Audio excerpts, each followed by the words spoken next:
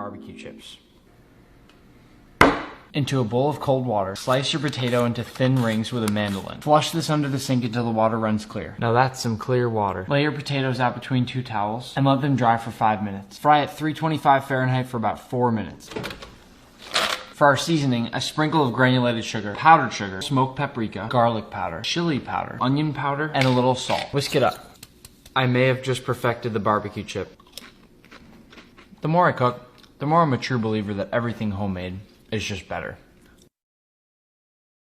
I ain't been getting high. Well, maybe a little, baby, I don't wanna lie. I know when you text me, girl, I don't always reply. Well, you're not an angel either, you can't even fly. I know this, you think that you know shit. All this shit.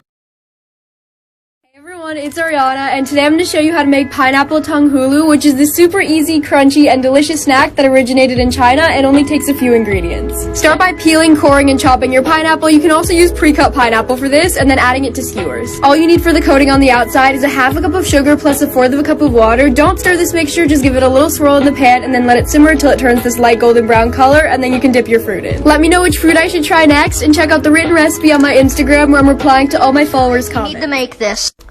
4 Oreos, 1/4 cup milk, smash, keep smashing.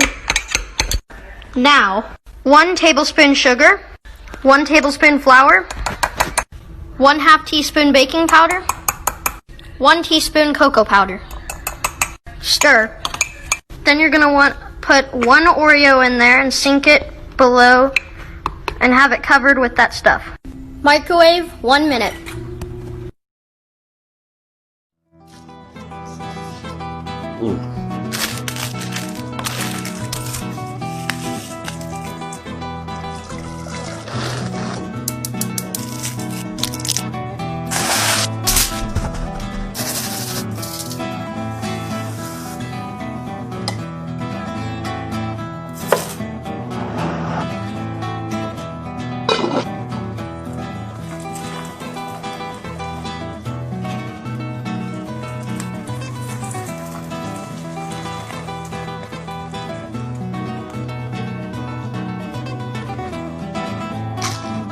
So looking forward to the comment section.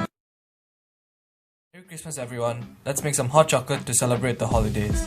So first open up your chocolate and be disappointed that there's no golden ticket inside. So for this recipe, I'm using a 60% dark chocolate, but you can use whatever you like. Then you want to cut up your chocolate into small pieces. Then all you need is a whisk and a saucepan. Add in 200 ml of milk and about 4 tablespoons of sugar. Then heat your milk till it's just steaming and add in 1 tablespoon of cocoa powder, a touch of salt, and some vanilla essence. Then mix everything together, and if you stop there, you pretty much have hot cocoa, but we are going for a full-on chocolate coma. So then add in your chopped chocolate and stir it in. Then to make your chocolate nice and thick with 2 C's, mix in a tablespoon of cornstarch with a splash of milk and add it to your mixture. Alright, you're not gonna taste it, we're just using it as a thickening agent. Then add to your favorite mug, top with whipped cream, and shave over some leftover chocolate, and enjoy. Merry Christmas!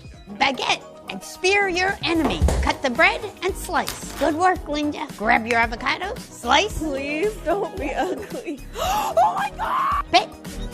Score on that wimp little hoodie. Hot chili pepper. Chop off the top and slice thinly. In a bowl, add avocado, mash, a squeeze of lemon, salt, and pepper. Toast your bread. Lastly, poach an egg. Nice egg, Linda. Toast, oil, avocado, egg, chili, salt, pepper, and garnish with sesame seeds. God, that looks good. That thing bleeding to the, you know what I mean? Wacky. The number one request, by a long shot, is what's the recipe for the dough? How do you make your dough? If I put together a little pizza at home ebook, would anybody be interested in that? Things like how to make the dough, how to make the sauce, what kind of cheese to use. Let me know. Let's make a quick and easy kepsa-inspired rice. Wash and soak the rice. Brown chopped onion and garlic in olive oil. The seasonings on the screen. And pressure cooked veal to save some time, then remove it. More onions and veg of choice and the same seasonings. Tomato paste beyond cube and water. Drop the rice, let the water reduce and cover on low heat. Let's make the creamiest French omelette with just 3 ingredients. Start off by grabbing your eggs and cracking them into a bowl. Then try and crack them with one hand and realize that was never gonna work because you have the hand-eye coordination of a plank. Then get Whisk Jr. and whisk up your eggs. Next, season with some Salt Bae action and then get your spatula and a non-stick pan. And yes, I am aware that my pan is in fact dented. Get pan de la dent on medium heat with some butter. Once your butter has melted, add in your eggs and mix immediately. Shimmy the pan to get the heat distributed to allow the eggs to cook evenly. Once most of the egg is cooked, turn down the heat to low and roll up your omelette.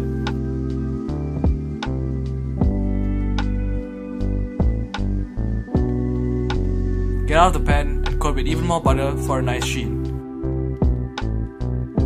Finish with some fresh cracked pepper, and there you go, the creamiest French omelette. Lime slices.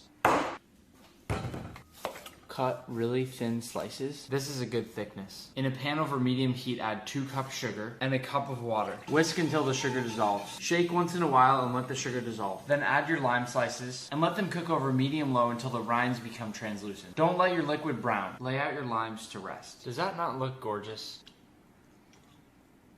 No, it's not crunchy. It's chewy and it's... This is the best sandwich of all time. Heat up your preferred slice of bread. On one side, put on some Nutella. Peanut butter on the other side. You have to heat up the bread so it's nice and soft. Give it a nice little press together. And now bismillah. It's just perfection in every single bite.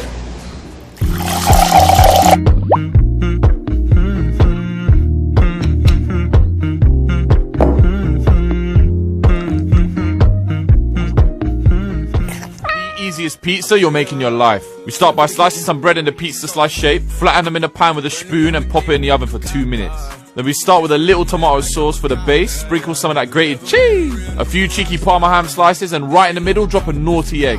And back in the oven it goes. Finesse with a little basil and enjoy this easy peasy bread pizza. Ooh, sexy egg yolk shots. Dad's famous Michelin star lemon tart. I mean, just look how cute he is. Now, this is a family recipe, so try and keep it a secret. Sweet pastry. Roll it between 2 silicone mats until it's really nice and thin. Now, the secret to perfect pastry is using one of these. This is called a perforated tart ring. All these little air holes in there ensure a perfectly even bake. Once it's chilled, cut out the base. Then you cut out a strip of dough and press it into the sides. Trim off the excess pastry. That is a perfect pastry case. Put it in the oven.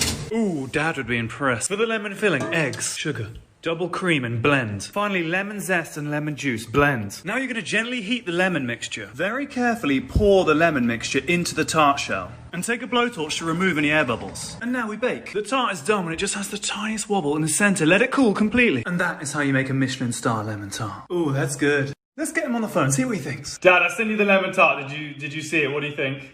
Yeah, it's great, Matthew. It's fantastic. How many likes do you think it's going to get? Yeah, maybe 100,000, or maybe more than that. It's really good.